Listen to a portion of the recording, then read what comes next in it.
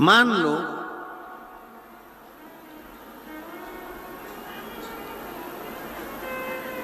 अगर 8 स्थान शरीर के अष्टवक्रेश्वर महादेव का वर्णन करते समय इस बात का स्मरण रहे, 8 स्थान शरीर के ऐसे हैं जहां का तकलीफ स्वयं अष्टवक्रेश्वर महादेव का 1 लोटा जल अपने नजदीक के शिवालय में चढ़ाकर भी अगर पी लोगे तो वो 8 जगह की तकलीफ अष्टवक्रेश्वर महादेव समाप्त करते जाते हैं।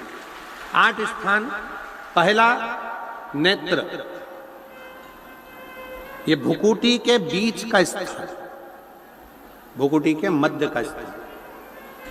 मान लो ये भुकुटियां दर्द करती हैं या मध्य में दर्द होता है, उसके लिए अष्टवक्रेश्वर महादेव का जल, मतलब अपने घर के पास जो भी शिवलिंग है वहां 1 लोटा जल अष्टवक्रेश्वर के महादेव के नाम से चढ़ाकर उसका पान, भुकुटी। दूसरा कंधा, पीठ।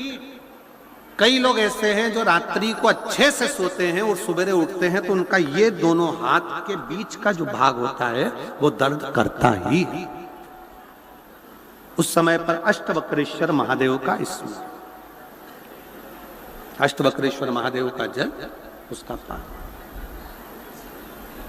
तीसरा, रीढ़ की हड्डी का डॉक्टर बोल दिया कि ये गुरिया खसक गया है, 1 नंबर 2 नंबर 3 नंबर का यदि कोई क्रम खसक गया है तो उस स्थान के लिए भी अष्टवक्रेश्वर। आप ऑपरेशन बाद में कराना, डॉक्टर बोल दिया है आप ऑपरेशन कराओ, मना नहीं है, पर एक बार अष्टवक्रेश्वर महादेव के नाम से दुर्वा बेलपत्र चढ़ाकर, जल चढ़ाकर, सुबह में दुर्वा का सेवन, प्रदोष काल में बेलपत्र का सेवन और रात्रि को सोने से पहले जो जल अष्टवक्रेश्वर का चढ़ाया हुआ है उसका पान करिए।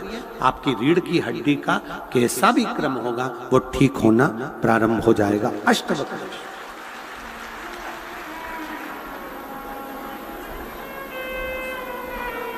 अष्टवक्रेश्वर। चौथा स्थान बताया, अगर चेस्ट में कोई तकलीफ आती है, चेस्ट में गांठ हो जाए या चेस्ट में कोई प्रॉब्लम खड़ी हो जाए तो उसके लिए भी अष्टवक्रेश्वर महादेव का स्मरण किया जाता है।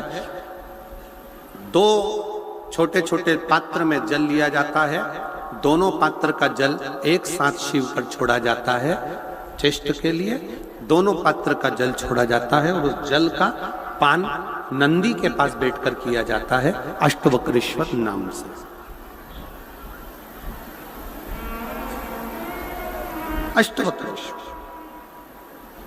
फिर क्रम आया, अगला जो वर्णन आया है, डॉक्टर बोले घुटना बदलना है, घुटने का गैप आ गया है, ग्रीस खत्म हो गया है, दर्द हो रहा है, उसके लिए भी अष्टवक्रेश्वर महादेव का स्मरण करें। घृत का लेपन अष्टवक्रेश्वर महादेव के नाम से शिवजी पर उस घृत को लेकर आना है। उसी घृत को रात्रि को सोने से पहले थोड़ा सा मुख में चाट कर अष्टवक्रेश्वर महादेव के नाम से फिर अष्टवक्रेश्वर। फिर अगला भाग आया अष्टवक्रेश्वर के अंतर्गत, यदि इस गले से जुड़ा हुआ कोई रोग उत्पन्न होता है तो भी अष्टवक्रेश्वर का ही स्मरण किया जाए, जल का पान अष्टवक्रेश्वर। और 8वें स्थान के रूप में जो पिड़ली के घुटने से नीचे के जो भाग होते हैं उसके लिए अष्टवक्रेश्वर महादेव पर 7 दुर्वा, 7 बेलपत्र और 7 अक्षत शिव को समर्पित कर कर दुर्वा बेलपत्र का पान 7 दिन तक लगातार उसी भाव में अष्टवक्रेश्वर महादेव का नाम लेकर किया जाए। अष्टवक्रेश्वर। कभी अगर मौका लगे, शिव की करुणा हो जाए, शंकर की दया हो जाए, आप लोग कभी बद्री विशाल जाएं दर्शन करने के लिए, ऋषिकेश हरिद्वार तक जाएं तो श्रीनगर गढ़वाल से सुंदर कोहला गांव से 10 किलोमीटर की दूरी पर 8 किलोमीटर दूर तक गाड़ी जाती है, 2 किलोमीटर दूर तक पैदल चलकर आप जहां पर बैठकर स्वयं अष्टावक्र जी ने भगवान शंकर के शिवलिंग की स्थापना कर आराधना करी, ऐसे पवित्र स्थान का दर्शन कर अपने जीवन को धन्य बना सकते हो। बोल अष्टावक्रेश्वर महादेव की। 3 महादेव के नाम का स्मरण अच्छे से रखिएगा। पहला कुंदकेश्वर, बड़े से बड़ा रोग हो जाए, दवाइयां डॉक्टर जो दे उसको खाओ, पर साथ में कुंदकेश्वर महादेव का नाम लीजिए, जांच भी कराइए, दवाई भी कराइए। दूसरे नंबर का श्रंभेश्वर महादेव।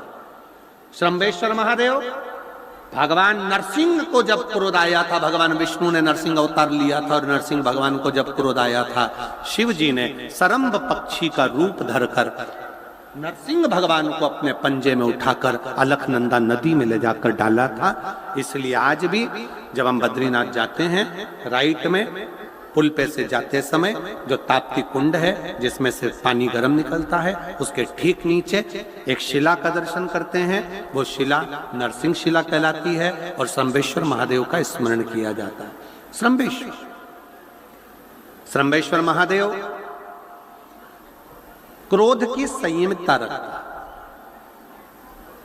चिड़चिड़ेपन को समाप्त करता है श्रंभेश्वर महादेव। और तीसरे नंबर पर है, जम के बोलो, अष्टवक्रेश्वर महादेव। अष्टवक्रेश्वर शिव जी के इन 3 स्वरूपों का वर्णन बड़ा सुंदर भाव से किया।